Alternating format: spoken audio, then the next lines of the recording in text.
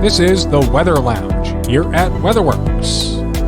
Hello, everyone, and welcome back to the Weather Lounge, your favorite go-to podcast about weather. I'm your host, meteorologist Brad Miller, and I would like to thank you for joining us from our WeatherWorks headquarters here in Hackettstown, New Jersey. And joining me, as always, is my incredibly talented co-host, meteorologist Mike Mahalik. Hey there, Mike. Hey, what's going on, Brad? I think I'm running out of synonyms. I gotta get the old thesaurus out again. Yeah, Incredibly is kind of broad and bland, you know. Yeah, you didn't put a whole lot of effort into Nah, that one. I I'm a little didn't. bit upset about that, actually. It's humid. It's hot around. It's that time of the year. I'm getting lazy during the day. It's dog days are getting here. I don't know. How long does it take you to come up with some special thing for me? I mean, geez, let's go. I know. Anyway, let's get on to the podcast today, right, Brad? Yeah, our topic today is, we deal with this in the summertime, the chance of thunderstorms, the chance of a shower, so we're going to basically break down what the heck are pops. And we're not talking about your grandpa. We're talking about the probability of precipitation. And what does that exactly mean when you say it's a 30% chance of an afternoon thunderstorm? Yeah, I think there's a lot of confusion within the public about what it actually means when it says a 30% chance of a shower or a thunderstorm. And, it's not as easy as like that's the straight chance that you're going to see something. It has to do with a lot more. And just because you saw a shower over you doesn't mean the 30% was wrong. Right. That's one of the main points I want to get out right away, and we'll go into that a lot more. But let's go to a quick break, Brad, and then after the break, we'll really go into what the heck are these pops and what do they mean? So don't go away. Have you ever needed weather data for a snow removal contract? How about a slip and fall incident? Searching for the information online may sound simple enough, however, it can be tedious and difficult. Good news! Our data and stats team can simplify the process. We'll find any weather information from daily rainfall and snowfall totals to hourly temperatures and seasonal averages. On the legal side, our forensic department routinely produces certified reports by meteorologists, assessing the weather conditions on and around accident dates. So don't waste your valuable time. Give WeatherWorks a call today at 908-850-8600 or email us at data@weatherworksinc.com. Remember, when you think weather, think WeatherWorks. And we're back. Thanks for joining us here in the Weather Lounge. And our podcast topic today is the probability of precipitation, or POPs. You probably hear it every day. You watch the weather forecast on television. Also, you see it on your app or even from your private weather forecasting company like us here at WeatherWorks. Now, Mike, what do you think? Is there an easy way to kind of explain the pops? And you mentioned the 30%, but again, you said it's not that simple, is it? No. It's not. It's the perception today, Mike. It's you see it on Twitter, you see it on Facebook. This has really been a topic of discussion. Really, just all of a sudden this year, it's been on all social media platforms, and everyone kind of takes a stab at what they think. But we're going to explain it here in detail, and I think it's going to be almost as difficult as what we did the atmosphere with your Oreo layering, which I thought was excellent. So we're going to have to come up with a way to kind of describe this one too. Well, we'll explain that. And, the pops are important. I mean, everybody wants to know when it's going to rain or when it's going to snow. I mean, just look at our forecasts in the morning that we provide to all of our clients, all of our storm alert clients. We have a nice pop graph that gives you the percentage of precipitation through the day and when the highest amount or the greatest threat is. So that way they can plan their activities. So let's just go right into it. So what does that percentage mean when it says a 30% chance of rain? So basically, it describes the chance of precipitation occurring at any point in a given area. Okay, so we're talking about if the forecast is for your county, it's 30% of that county, could see that rain. But it's not just that. there's actually a formula that goes into this. And what it is pop equals percent confidence. So the percentage of confidence that the forecaster has times the aerial coverage. So it's not just the chance it will rain. It's not just the area, 30% of the area will see the rain. It's confidence times the aerial coverage is how we figure it out. So this is quite interesting, though, Brad, when you think about it. If you think about some examples here, it could be a little bit confusing. So let me throw out one example. So let's say your probability of precipitation or pop is 40%. Okay, so if the forecaster is 100% confident that of snow happening over 40% of the area, you do 100% times 40%, which is really decimals when you Right, think it's about it. It's 0.4, Yeah. right? Equals 40%. So that's what it is. We're doing that, that formula there. So if you think of an example here, so we can break it down a little bit further, because I know people are probably still a little bit confused about it, but think about snow showers. So if I'm forecasting a snow shower event in the winter, I might be 100% confident that it's going to snow somewhere in the area I'm forecasting for, whether it's, let's just say, Northwest Connecticut or something like that. But only 40% of Northwest Connecticut is going to see an actual snow shower come through. So then you do your formula, your confidence times aerial coverage, and that's how you get your 40%. So it's quite interesting how that all works out. Right, and on the flip side of that, and let's say the forecaster's confidence is like, all right, well, I think it's going to develop over this area, or there's a pretty good chance that we're going to get some development of snow showers, still in that 40%. But let's say, like you said, it's maybe 50-50 that day. Forecaster isn't completely confident it's going to snow. Maybe all the ingredients aren't there for the snow showers to develop, but pretty sure that something's going to develop. So you get that 50%, which is, uh, 0.5, then you do the times the 40%, which you think is going to be the coverage. So then you come out with, what's that? Try to Even do the less. math in my head. Now we're at 20%, right? So there's your 20% chance of snow shower occurring in Northwest Connecticut, like you said for the example. So yeah, the confidence definitely changes the coverage, and then it's back and forth. So maybe you have 80% confidence that only 30% chance of the area that sees it. So yeah, you can see where it gets a little confusing, but it comes down to that forecaster's confidence. I think that really dictates, what's going to happen with the percentages. Yeah, I mean, it's a give and take, though. I mean, it's not all in the confidence of the forecaster of what the percentage is going to be for the day.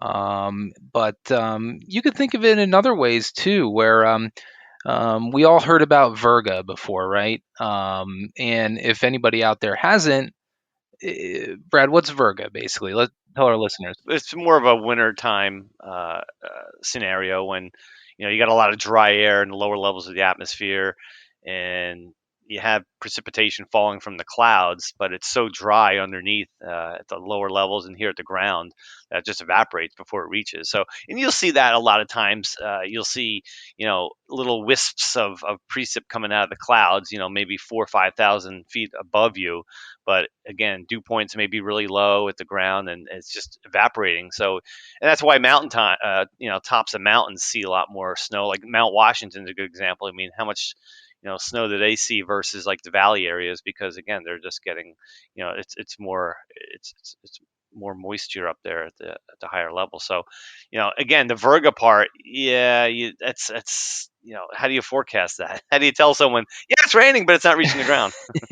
Yeah, and that's a tough one. And here's where you could think of your pop, your percentage of precipitation, again, in a different way, where the forecaster confidence comes into play a little bit.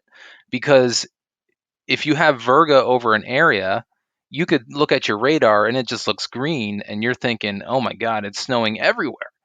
but it's not reaching the ground. So here's where it comes in again, where you can have a 50% confidence of snow because you're not sure if that will fall through that dry air and make it all the way to the surface. But if it does, it might happen over 80% of the area. Right. So if you do the math on that, 50% times 80%, then we're talking about 40% again. Right. So yeah, it's quite interesting how this all works. So the funny thing is, like I said in the intro, people may think if they get hit by a shower or they get hit by a thunderstorm, like, wow, what's this? They said 30% and I got hit by this shower. It should have been 100% or something like that. But actually, it's not true. If you think about that formula, and you think about the aerial coverage aspect of that, it so happened that within that forecast area, you were in that 30% of the area that could have gotten hit by one of these showers. You're just that lucky person. Go play the lottery that night. Sorry. That's it. Yeah, absolutely. So that's the only way. So if you think about it as chance and not so much the confidence times aerial coverage, so the only time that it's going to be a straight 30% or a straight 40% chance of rain for you is going to be if you don't move your location the entire time. Okay. So if there's going to be an afternoon shower and it's a 40% chance and you're going to stay in the same place during the afternoon, then your chance is 40. Right. Now, if you're moving around, though, if you're moving around town, it's a different story. Right. Big deal, right? Mm-hmm. Because think about it. I mean, you're talking about a forecast area here. So there's 40% over the forecast area. If you start moving from your house to the grocery store to the gas station, you're moving all around that forecast area. So now your percentages of actually seeing a shower during that time is going up rather than going down.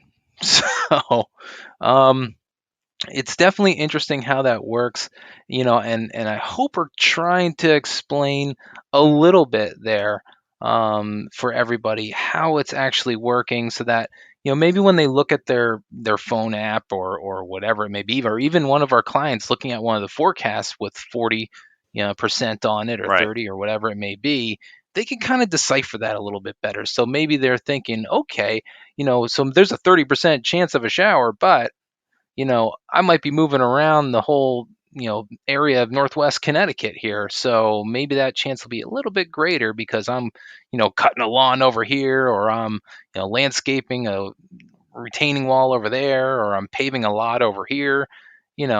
Things can certainly change during the day. So you got to weigh those chances a little bit. Yeah, and when we do our forecasts at WeatherWorks too, and that's the maximum chance that we put in the actual forecast line. However, we do reflect this though into our pop graph because if we have a 40% chance of a shower or thunderstorm, that's not usually all day. It's probably 0 in the morning, typical summertime stuff. Then it kind of increases as you get towards noon, and then we peak. Somewhere 3, 4, 5, 6 p.m.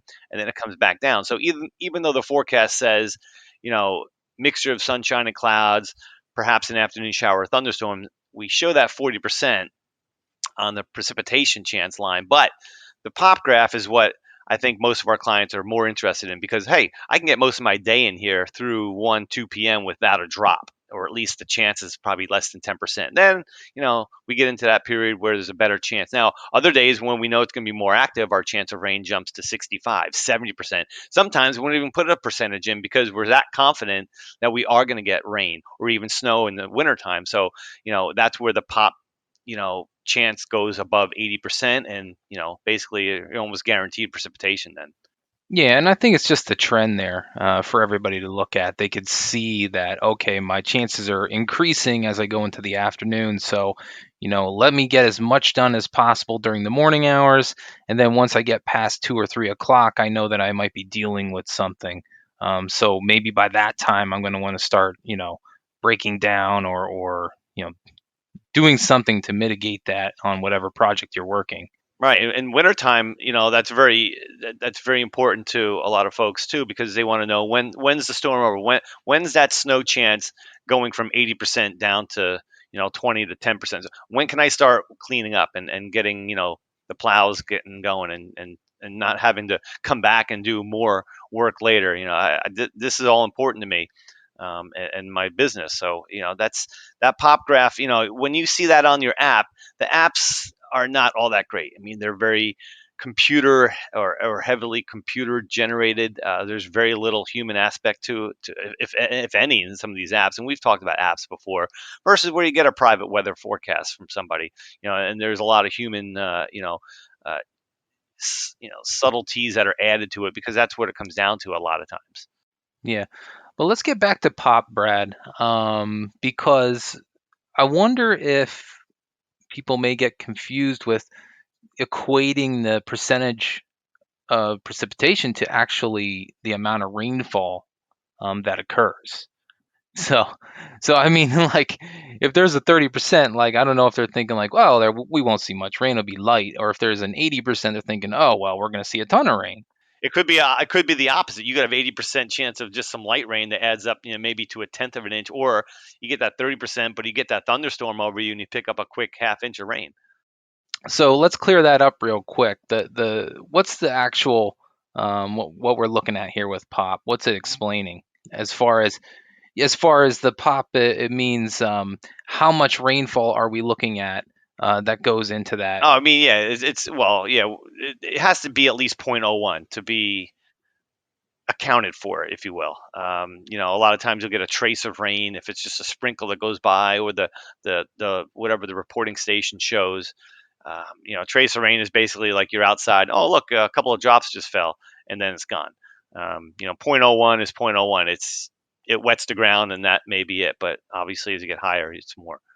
So yeah, that's what we're looking for with the pops. We're looking for that 0.01 of rain or liquid equivalent of snow or ice that falls to get us that confirmation of actually verifying. But yeah, I mean, it's important to understand that the percentage of precipitation doesn't really take into account, other than the 0.01 thing, it doesn't take into account how much rain is going to fall or how much snow is going to fall. So if you have a 100% chance of rain, that rain could be drizzle. It could be drizzling the whole morning, and it's a 100% chance, but you might only come up with, a tenth of an inch at best of rainfall for that day. So it doesn't really equate in that way, to how much actually falls. So it's good to know. And just like Brad said with the other thing, I mean, you get a 20% chance of a pop-up thunderstorm. If that sits over your town, it's going to dump a good quarter inch real quick, or a half inch of rain. And half mile away, they don't see a drop. It's just that's the and that's one thing I also want to point on, is a lot of times they'll say, they just put a 20% chance in to cover themselves, but in essence, it's I'm not going to lie. Sometimes we don't know where that pop-up storm is going to be, and the 20% is a very generalization of, like we were saying, Northwest Connecticut. I'm not going to lie. I don't know where that pop-up thunderstorm is, but the ingredients are there for a shower or thunderstorm to develop somewhere in that Northwest Connecticut area. So again, yeah, 20% kind of covers us, or 30% in that respect, but it isn't. No one can, unless you're a higher authority. You're not going to know. I don't care how good of a forecaster or meteorologist you are. You're not going to tell me that it's definitely going to have that 20% chance right here, and as opposed to 10 miles away. So it is kind of a pop-up kind of a setup with those. So yeah, let's give ourselves a little bit more credit, though. I'm just saying, in those situations, yeah, I in the agree. pop-up thunderstorm situation, I mean, it's very difficult to know exactly where that's going to pop up, but we can take a pretty good stab at it, because we know some of the mechanisms that get pop-up thunderstorms going. Like, we might have something called a high-level heat source that occurs in the mountains, and that might allow that pop-up thunderstorm to occur a little bit quicker. Or you might have a sea breeze or something like that. Some kind of a trigger, yeah. Yeah, that might move inland, might meet with another sea breeze or something like that, and might have enough trigger on a real hot and humid day just to get a pop-up shower going. So there's definitely things that we can look at. But in those general, summertime type days, it does get very difficult to exactly pinpoint where that's going to be. That's why I chuckle at some of the apps that say, hey, at 3 o'clock Yeah, we're going to get a thunderstorm or something. It's just like, no. moderate rain beginning in your area in 10 minutes. Yeah, and then you look at it, it's like there's not one anywhere near here. So that's where it gets a little bit difficult. But um, one thing I also want to go over, Brad, is a question that people might think of is, so if you have 5 days in a row of 20% chance of showers, does that give 100% chance that rain falls somewhere? Yeah, I mean, the 5-day forecasts are very, especially after day 1 and 2, they're very general. Even on television, you'll see, and the forecast confidence goes down obviously as you get further out. But that's why the first couple of days are a little more, scrutinize a little bit more for the forecast, because these are the things I think most folks understand, that as you get past days 3 and 4, it becomes more of a generalization. But yeah, it's that 20% each day. You'll see that sometimes slapped on the forecast on TV, and it's, you take it with a grain of salt as you get past like days 3 and 4. But yeah, it doesn't add up though to 100%. That's the one thing we kind of want to get the point Yeah, across here. that's what I was. You went on a big tangent about the 5-day forecast, and I was like, wait a minute, let's go through and answer the actual question. But yeah, what you said at the end, Brad, that's right. It's not cumulative, right? That doesn't, the 20% each day doesn't add up to 100% that you're going to see rain within that 5-day span. The 20% that you see each day is only for that period it's talking about. So if it says 20% chance of a shower in the afternoon, it's 20% chance of that shower for that day in the afternoon. It doesn't add up. So technically, if you think about it, one day, this, say, I don't know, any town USA gets hit with a shower in the afternoon. Right, because that's 20%.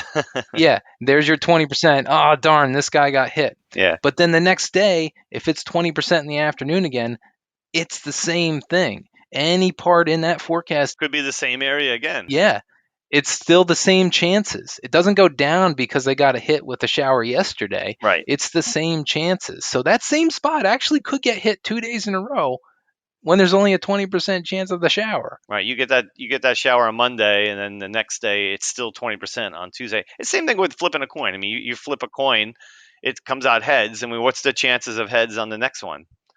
50%. Same thing, yeah. Right. Eventually you will get tails. You'll get even if you get like 8 in a row, but that chance does not change. It's one or the other. And same thing with these kind of shower setups when we get these. And I don't want to be so pessimistic about it, because I mean, think about the areas who didn't see rain in that. So there's places that didn't see the rain. Right. So hey, they didn't get rain. They could not see rain for the 5-day stretch, even though there was a 20% every day. It's just the way it goes. I think that could be a little better covered also and explained with basically what we call forecast language. And this isn't your technical meteorology, when we can get very, deep into why things happen with weather. Nobody wants to hear about that. That's what we're here for as meteorologists, but we have to explain it into the terms that everyone can understand. And you hear the terms like isolated or chance, likely, so we'll kind of break that down. And we actually have a precipitation or a probability of precipitation value, Mike, that kind of breaks down these, I guess, 4 different, I guess, layers, if you will, of chance of rain or snow. Yeah, I mean, there is. And I remember looking at this when I was a kid, watching forecasts come out, and I see the if the forecast says something like snow is likely, then I knew there was a pretty good chance. And then I would equate it with whatever the percentage was, 60%. I was like, oh, if it's 60%, it's probably a likely situation. And I don't know why I did that, but I guess that was the scientist in me looking at that data when I was even just reading the forecast. But Yeah, there are certain pop values that we try to adhere to, and certain ways to describe it. So if we're looking at a 10 to 25% pop of the rain shower occurring, that's usually obviously it's a low confidence. If you see a forecast, it might say something like an isolated shower is possible in the afternoon, or you might say something like it's not ruled out, or there's a slight chance, or something like that you might see in the forecast. So, those are the kind of terms to describe that.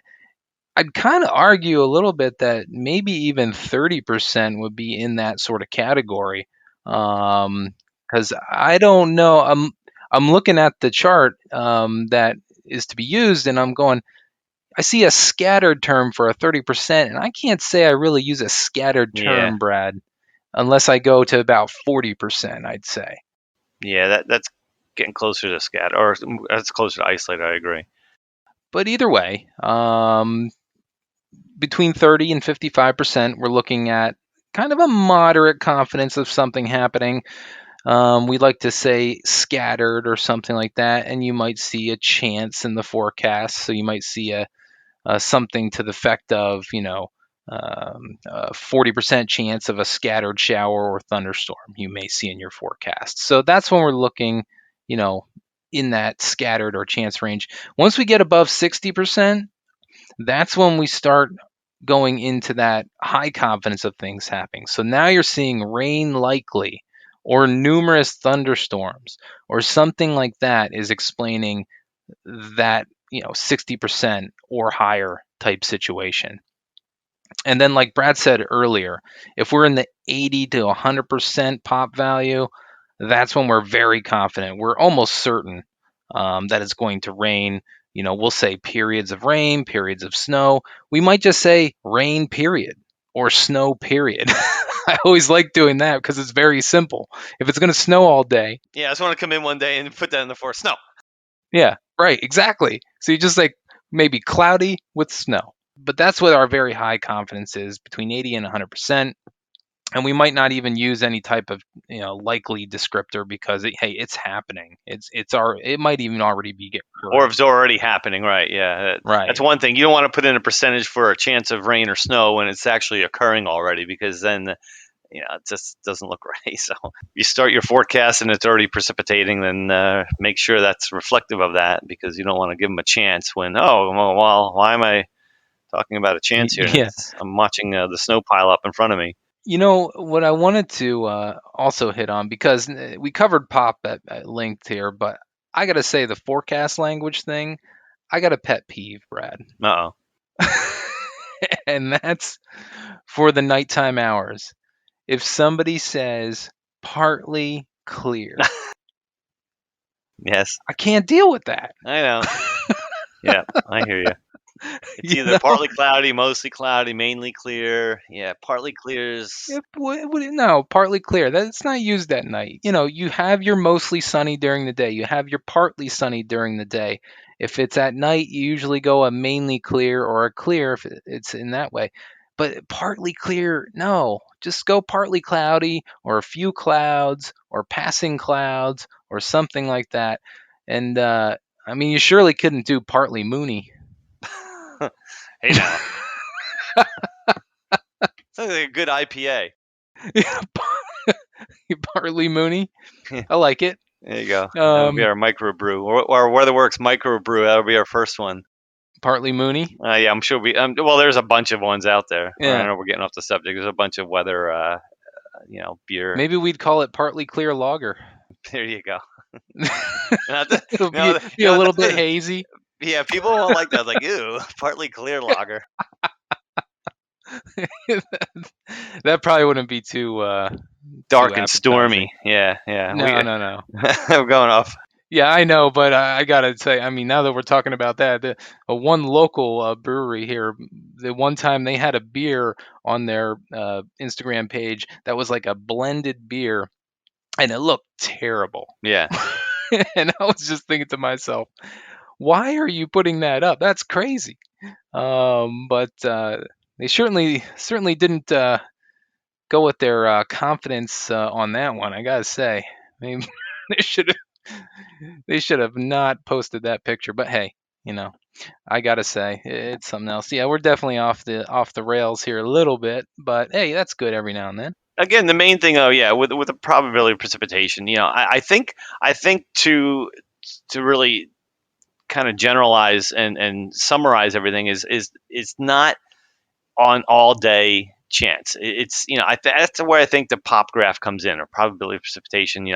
Where it's the highest, where it's the lowest, because I think that is really reflective of what we're talking about here. Because not only do you have the forecast of confidence, you have the coverage, you have the actual chance of precipitation. Then you're actually talking about the time of the day and when it's going to be the best chance. So these kinds of things are all helpful to everyone, and I just think that I think the probability of precipitation, the graph that is used, and the one that we supply our clients with, are, I think, for that day itself, other than when you're preparing maybe for a bigger storm a couple days away, but I think that's just the greatest tool that anyone can use, for outdoor work.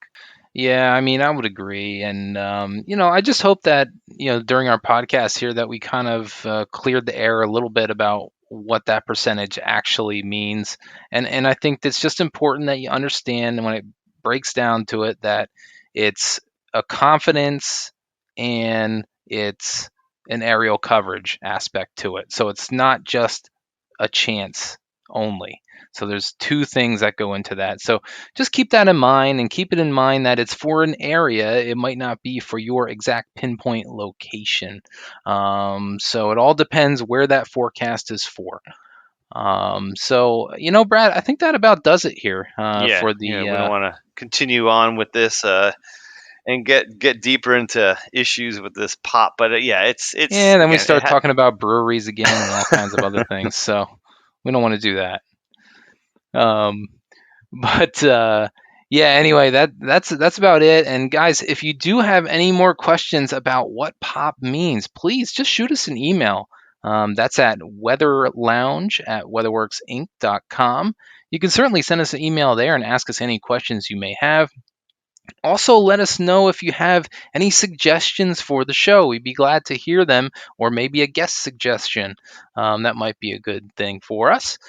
And I'm gonna say we got a couple cool ones coming up. We got I we think have a couple nice ones. weather and Yeah. wine, which is something Yeah. I never thought of. We can do some weather history podcasts down the road. I mean, it's again, if anyone has any ideas, feel free to send them to us, and we'll delve into them Yeah. and do some research and get them on the podcast. Yeah.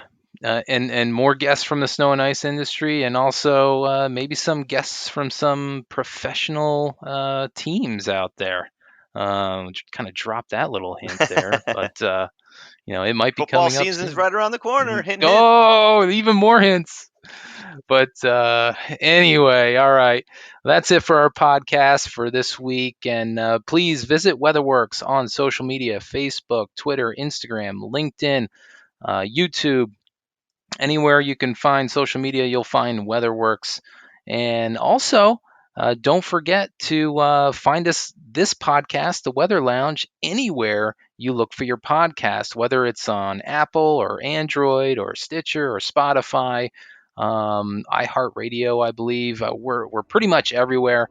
So just search us out and you'll surely be able to find us. So thanks everybody for listening to the show, and we'll see you in another 2 weeks.